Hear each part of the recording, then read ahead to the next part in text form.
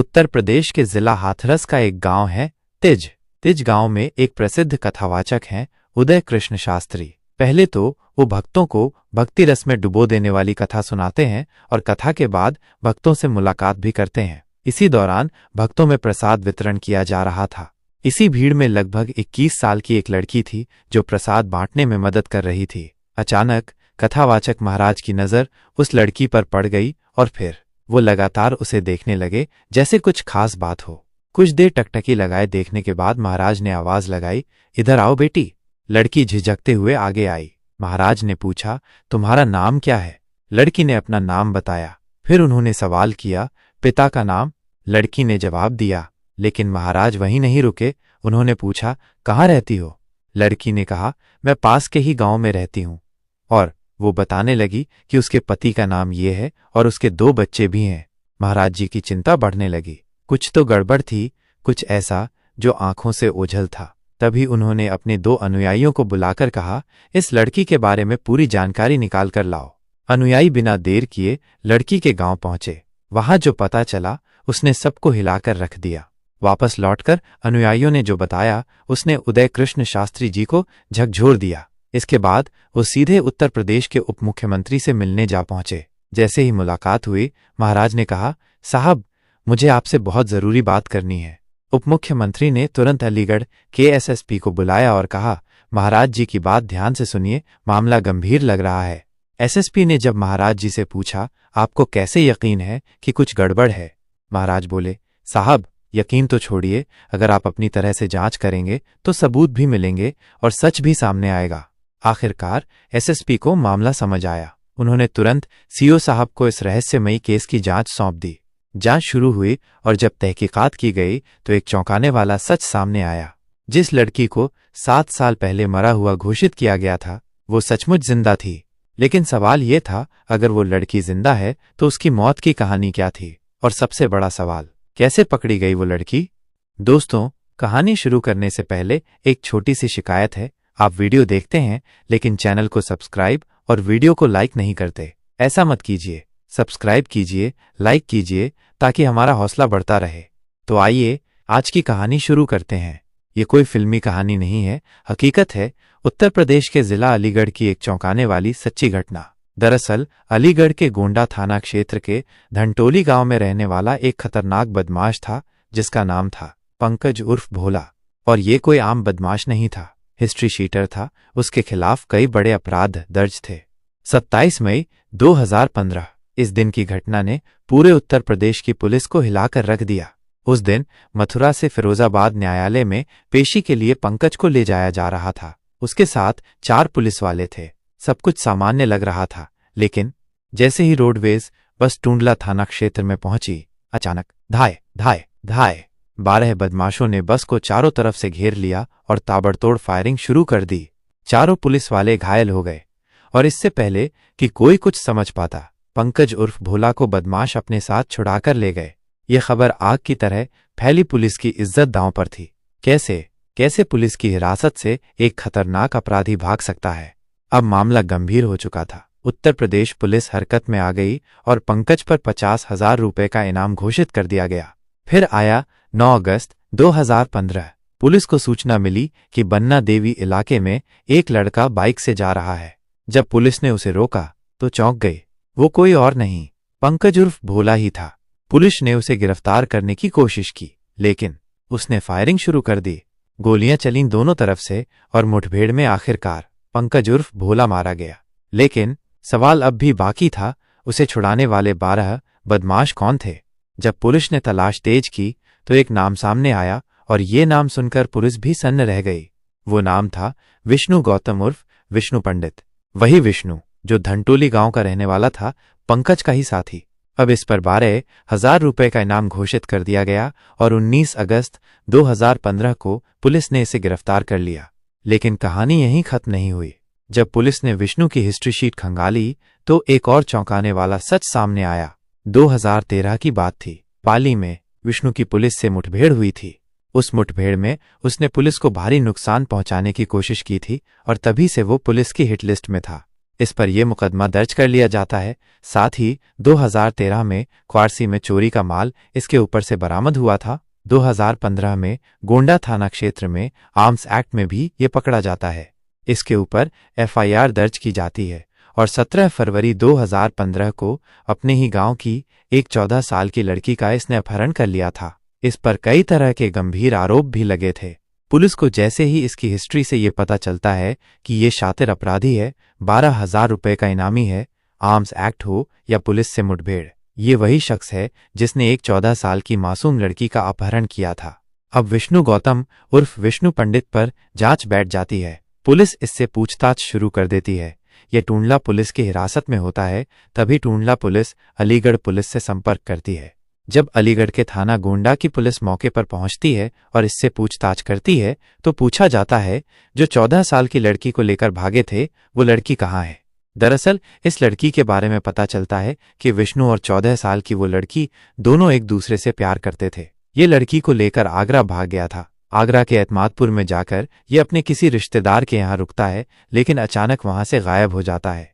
लड़की वहीं रह जाती है अकेली। जब पुलिस इससे बार बार पूछताछ करती है तो ये एक ही बात दोहराता है, लड़की आगरा के एतमादपुर में है, जाकर देख सकते हो। लेकिन जब पुलिस की टीम आगरा पहुंचती है तो लड़की वहां नहीं मिलती। पुलिस परेशान हो जाती है। तभी पुलिस को एक चौंकाने वाली सूचना मिलती है, यहाँ एक लड़की की लाश मिली है। जैसे ही पुलिस मौके पर पहुंचती है, लड़की की हालत देखकर हर कोई सन्न रह जाता है। चेहरा पूरी तरह बिगड़ चुका था, पहचानना मुश्किल था। पुलिस लड़की के परिवार से संपर्क करती है। कपड़ों और कद काठी के आधार पर परिवार पहचान लेता है, ये हमारी बेटी है। अब मामला सिर्फ अपहरण का नहीं रहा, हत्या का मुकदमा भी दर्ज हो जाता है। साथ ही इसके ऊपर शारीरिक शोषण और बलात्कार जैसी गंभीर धाराएं भी जोड़ दी जाती हैं। आखिरकार विष्णु गौतम उर्फ विष्णु पंडित पर हत्या, अपहरण और सबूत मिटाने के आरोप में केस दर्ज कर उसे जेल भेज दिया जाता है। लेकिन दोस्तों, कहानी में असली मोड़ तो अब आता है। जैसा कि आपने सुना, पुलिस टॉर्चर, 3rd डिग्री। क्या सच में विष्णु गौतम ने अपराध किया था या उसने सिर्फ पुलिस के दबाव में कबूलनामा कर लिया? खैर, मामला अदालत तक पहुंच गया। 25 सितंबर 2015 को इस केस की चार्जशीट फाइल हो गई और विष्णु को गिरफ्तार कर जेल भेज दिया गया। और फिर शुरू हुई एक लंबी लड़ाई। 3 साल तक वो जेल में बंद रहा और इसी दौरान 2016 में उस पर रासुका, राष्ट्रीय सुरक्षा कानून भी लगा दिया गया। सोचिए कितना बड़ा मामला था ये। लेकिन कहानी यहीं खत्म नहीं होती। 2019 में विष्णु गौतम जेल से बाहर आ गया, लेकिन बाहर आते ही उसके खिलाफ मथुरा में आर्म्स एक्ट के नए मुकदमे दर्ज हो गए।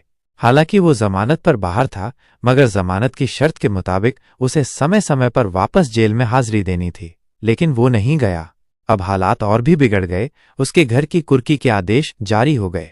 और दोस्तों, घर में कौन था? बस उसकी बूढ़ी माँ सुनीता गौतम। पिता की मौत हो चुकी थी। माँ की दुनिया में बस एक ही सहारा था, उसका बेटा। कुर्की की खबर सुनकर विष्णु परेशान हो गया। माँ कहीं सड़कों पर ना आ जाए, कहीं वो बेघर ना हो जाए। इसी डर से उसने खुद को पुलिस के सामने सरेंडर कर दिया। विष्णु की माँ सुनीता गौतम, एक बेबस माँ जो हर बार जब जेल में अपने बेटे से मिलने जाती, विष्णु रो रो कर सिर्फ एक ही बात कहता, माँ, मैंने कोई अपराध नहीं किया है, पुलिस ने मुझे फंसा दिया है, मुझे बचा लो। उसकी आंखों में आंसू थे और दिल में एक ही सवाल, आखिर उसका कसूर क्या था? अपने बेटे की ये हालत देखकर माँ टूट चुकी थी, लेकिन उसने हिम्मत नहीं हारी। बेटे को बचाने के लिए उसने आध्यात्म का सहारा लिया। देवी देवताओं से मिन्नतें करने लगी, अगर मेरा बेटा निर्दोष है तो उसे बचा लो भगवान।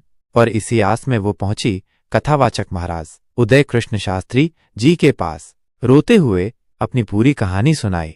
महाराज, मैं एक विधवा हूं, मेरा एक ही बेटा है विष्णु गौतम। गांव की एक लड़की से उसे प्यार था और उसी प्यार की वजह से वो जेल में है। वो निर्दोष है, मुझ पर रहम कीजिए, मेरे बेटे को बचा लीजिए। महाराज ने ध्यान से सब सुना और फिर कहा, लड़की की फोटो लाओ, मैं देखना चाहता हूं।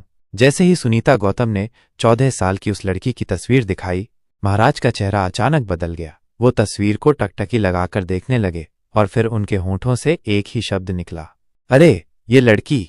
वो लड़की का चेहरा उनके दिमाग में छप चुका था, मानो कुछ बहुत बड़ा रहस्य खुलने वाला हो।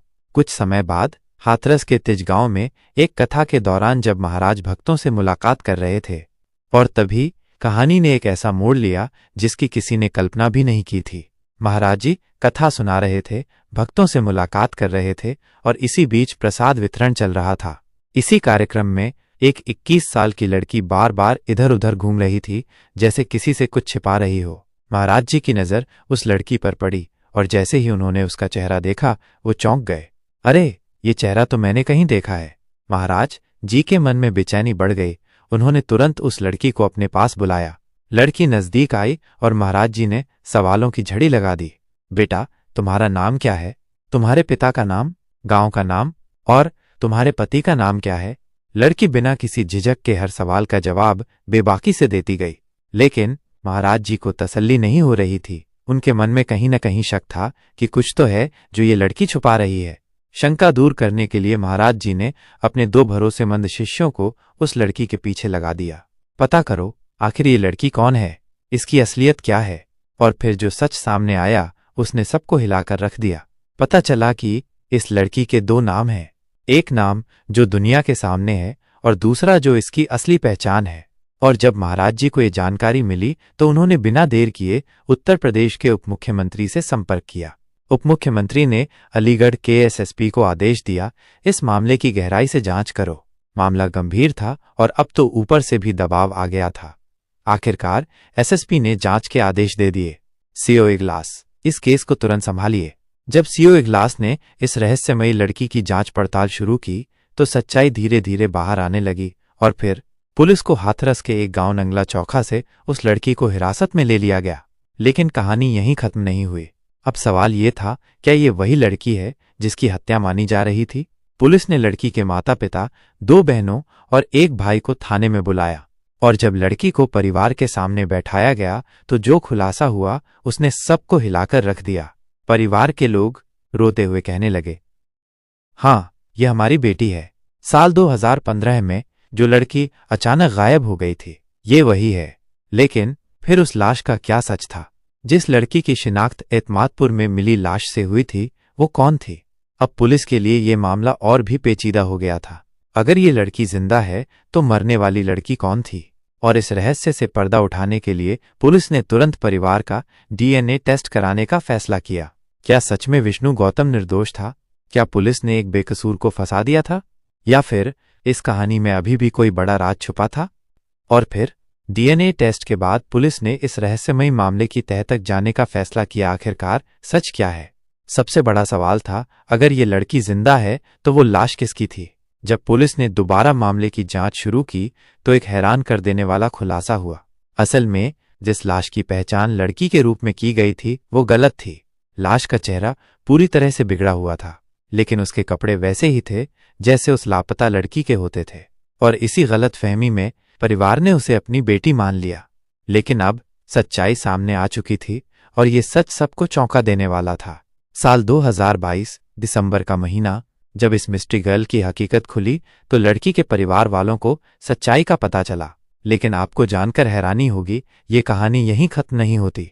दरअसल जब कोरोना काल के दौरान पूरी दुनिया में अफरा तफरी मची थी, इसी दौरान लड़की ने अपने माता पिता से संपर्क किया था। माँ, पापा, आप लोग कैसे हैं? सुरक्षित हैं न? लेकिन माता पिता सन्न रह गए। जिस बेटी की लाश उन्होंने देखी थी वो जिंदा कैसे हो सकती है? उन्हें डर था कि अगर उन्होंने किसी से सच कह दिया तो कहीं वे खुद किसी कानूनी पचड़े में न फंस जाएं। इसलिए उन्होंने चुप रहना ही बेहतर समझा। लेकिन सवाल ये था, आखिर ये लड़की नंगला चौखा गांव कैसे पहुंची? जब पुलिस ने लड़की से पूछा, तुम वहां तक कैसे पहुंची, तो लड़की ने जो कहानी सुनाई उसने सबको हिलाकर रख दिया। लड़की ने बताया, जब विष्णु गौतम मुझे आगरा के एतमादपुर में छोड़कर अचानक गायब हो गया तो मैं महीनों तक उसका इंतजार करती रही, लेकिन वो लौटकर कभी नहीं आया। वो परेशान थी, अकेली थी, किसी सहारे की तलाश में थी। और तभी हाथरस के नंगला चौखा गांव का एक लड़का जो उसी इलाके में अपनी रिश्तेदारी में आया था, उसकी जिंदगी में आ गया। पहली मुलाकात, फिर बातें और धीरे धीरे दोनों एक दूसरे को पसंद करने लगे। और एक दिन लड़की ने फैसला कर लिया, अब वो अपनी पुरानी जिंदगी को हमेशा के लिए छोड़ देगी। वो अपने नए प्रेमी के साथ हमेशा के लिए चली गई, शादी की, 2 बच्चे हुए और एक नई जिंदगी की शुरुआत हो गई। लेकिन सच्चाई कब तक छुपती? जब कथावाचक महाराज के जरिए इस रात से पर्दा उठा तो पूरा मामला फिर से खुलकर सामने आ गया। अब सवाल ये था, क्या विष्णु गौतम को बेगुनाह साबित किया जा सकता है? पुलिस के दबाव में उसने जो हत्या की बात कबूल की थी, क्या वो सच भी थी? हालांकि इस हत्याकांड का मामला तो अब खत्म हो गया, लेकिन विष्णु गौतम पर लगे लूट, आर्म्स एक्ट और पुलिस से मुठभेड़ के बाकी मामले अभी भी जारी थे। और सच यही है, वो एक हिस्ट्री शीटर के साथ रहता था। इस हिस्ट्री शीटर का नाम था पंकज उर्फ भोला। वही पंकज जिसने 2 सिपाहियों की बेरहमी से हत्या कर दी थी। और हैरानी की बात यह है, वो इससे पहले भी कई बार पुलिस को चकमा देकर भाग चुका था। कभी धक्का देकर, कभी पुलिस के चंगुल से फिसलकर, तो कभी तरकीब लगाकर वो हर बार बच निकलता था। उसका आपराधिक इतिहास डरावना था और वो कानून को ठेंगा दिखाकर खुलेआम घूमता था। कभी मौका मिलेगा तो पंकज उर्फ भोला की पूरी कहानी भी आपके सामने जरूर लाएंगे। लेकिन दोस्तों, 7 साल बीत गए, हाँ पूरे 7 साल, और आखिरकार सच सामने आ ही गया। जिस हत्या के इल्जाम में विष्णु गौतम सलाखों के पीछे सड़ रहा था, वो जुर्म उसने किया ही नहीं था। हैरान कर देने वाली सच्चाई ये थी कि विष्णु ने उस लड़की को अपने गांव से जरूर भगाया था, लेकिन उसने उसकी हत्या नहीं की थी। तो फिर वो लाश किसकी थी? असल में जब पुलिस ने विष्णु से पूछताछ की थी, तो उसने दबाव में एक झूठी कहानी बना दी। ये लड़की मेरे लिए बाधा बन रही थी, इसलिए मैंने इसे रास्ते से हटा दिया।